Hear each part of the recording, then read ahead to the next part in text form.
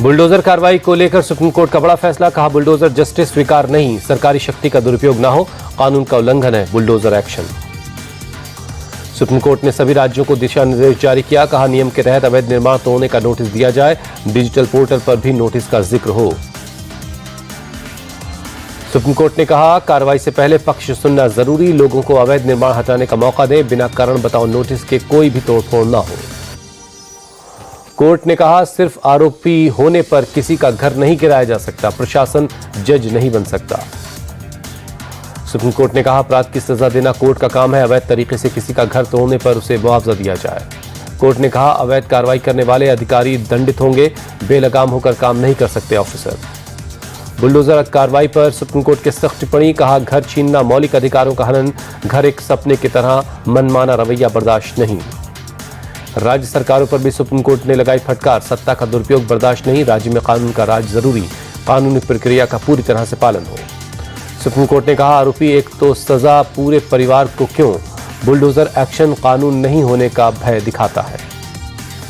Supreme court का board ने कहा बुलडोजर एक्शन पक्षपातपूर्ण न हो, घर सिर्फ एक संपत्ति नहीं, वो लोगों की उम्मीदें हैं।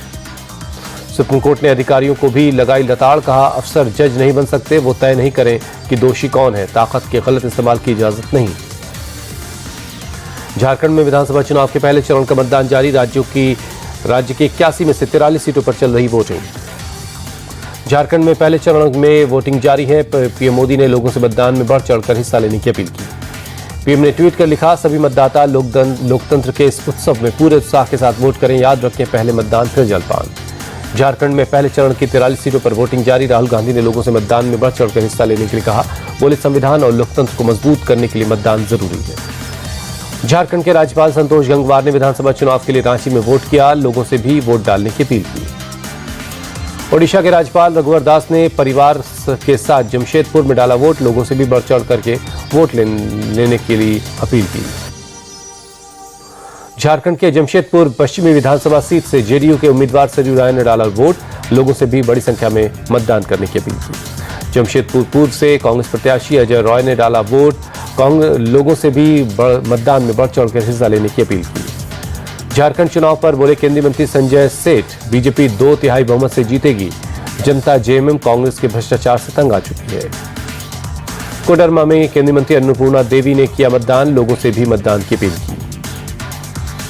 जमशेदपुर के मतदाताओं में दिखा उत्साह, सुबह से ही मतदान केंद्रों के बाहर लगी लंबी लंबी कतारें। केरल के वायनाड में वोटिंग जारी, विधानसभा उपचुनाव में मतदान करने के लिए सुबह से ही लोगों की भीड़ है। वायनाड में प्रियंका गांधी ने मतदान केंद्र का दौरा किया, वायनाड से प्रियंका के खिलाफ बीजेपी ने नव्या हरिदास को मैदान में उतारा है। राजस्थान के 84 में उपचुनाव के लिए वोटिंग जारी, मतदान केंद्र पर मतदाताओं की है लंबी कतारें।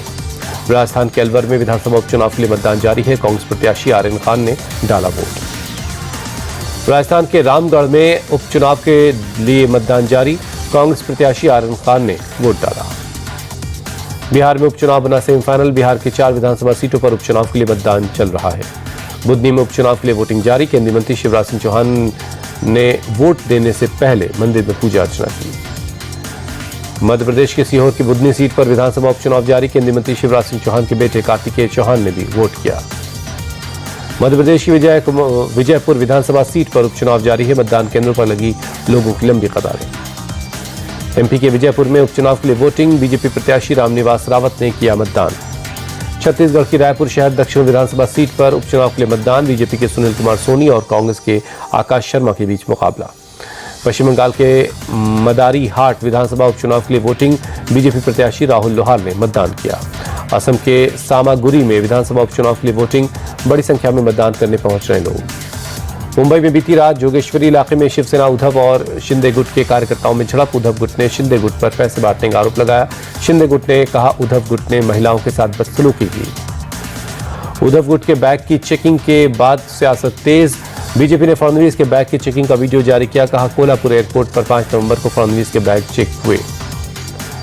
बीजेपी ने कहा फडणवीस के बैग की जांच की गई, तब उन्होंने ना तो कोई वीडियो बनाया ना हरकत की, कुछ नेताओं को तमाशा करने की आदत है।